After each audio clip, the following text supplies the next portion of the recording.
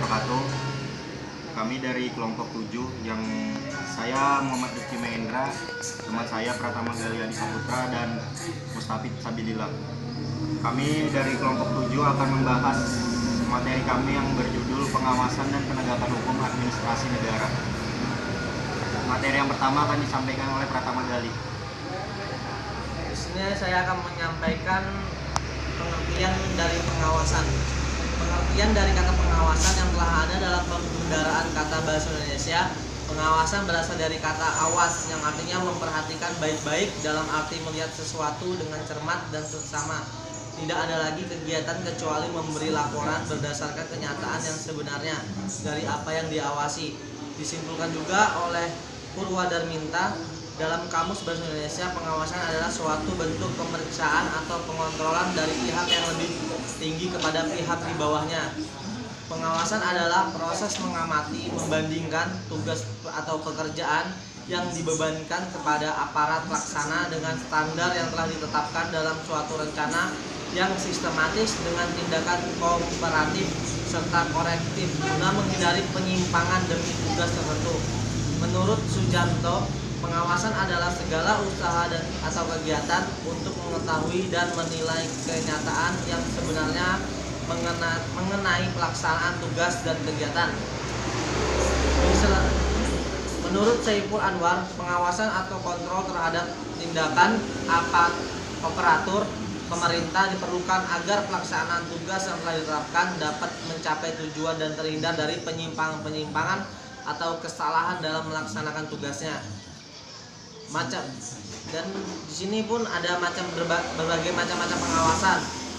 Seperti pengawasan itu dibagi menjadi dua. Yang pertama kontrol inter, berarti bahwa pengawasan itu dilakukan oleh badan yang secara organisatoris atau strukturan masih termasuk dalam lingkungan pemerintah sendiri. Kontrol eksternal adalah pengawasan yang dilakukan oleh organ atau lembaga-lembaga yang secara organisatoris atau struktural berada di luar pemerintah. Lalu yang kedua akan disampaikan oleh Rizky Mahendra. Dua, penegakan hukum administrasi negara. Pengertian penegak hukum administrasi negara. Menurut P. Nicolai dan kawan-kawan, sarana penegakan hukum administrasi negara berisi: yang pertama, pengawasan bahwa organ pemerintahan dapat melaksanakan ketaatan pada atau berdasarkan undang-undang yang ditetapkan secara tertulis, dan pengawasan terhadap keputusan yang meletakkan kewajiban kepada individu. Yang kedua, penerapan kewenangan sanksi pemerintahan. Apa yang dikemukakan Nicolai hampir senada dengan Tenberge. Seperti penegakan hukum administrasi negara meliputi pengawasan dan penegakan sanksi. Pengawasan merupakan langkah preventif untuk memaksakan kepatuhan, sedangkan penerapan sanksi merupakan langkah represif untuk memaksakan kepatuhan. Dalam suatu negara hukum, pengawasan terhadap pemerintah dimaksudkan agar pemerintah dalam menjalankan aktivitasnya sesuai dengan norma-norma hukum sebagai upaya preventif, dan juga dimaksudkan untuk mengembalikan pada situasi sebelum terjadinya pelanggaran norma-norma hukum.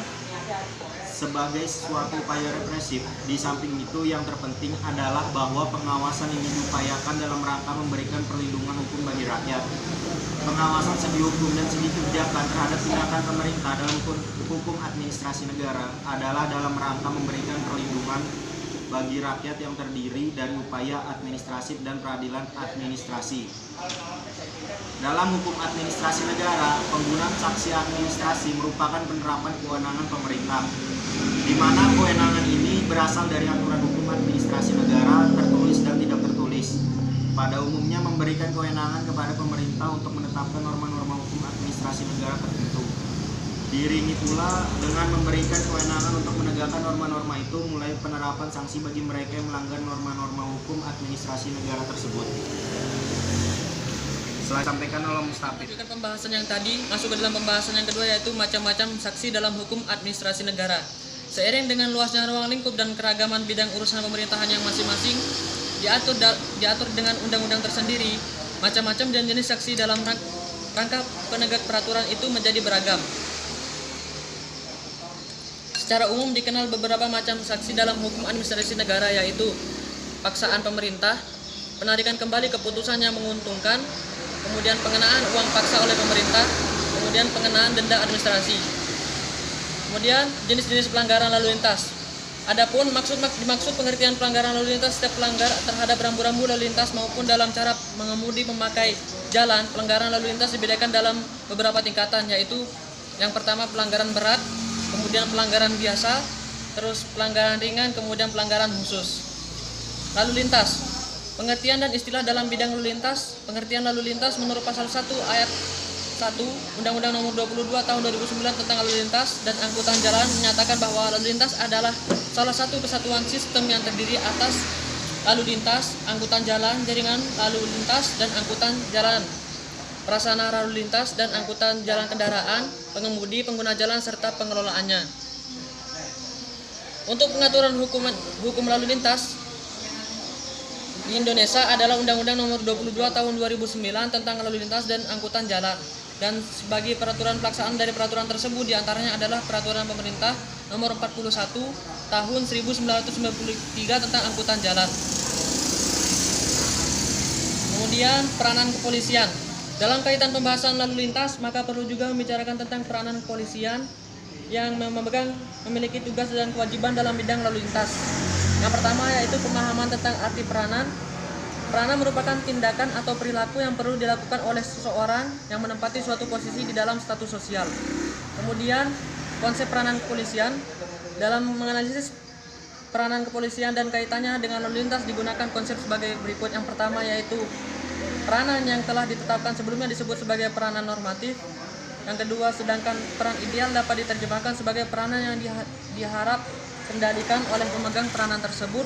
Kemudian yang ketiga, interaksi kedua, macam peranan yang telah diuraikan di atas akan membentuk peranan faktual yang dimiliki polisi lalu lintas sebagai aktualisasi dari peranan normatif dan peranan yang diharapkan timbul karena kedudukan polisi sebagai unsur pelaksanaan yang memiliki diskresi yang didasarkan pertimbangan situasi nasional dalam mencapai tujuan organisasi.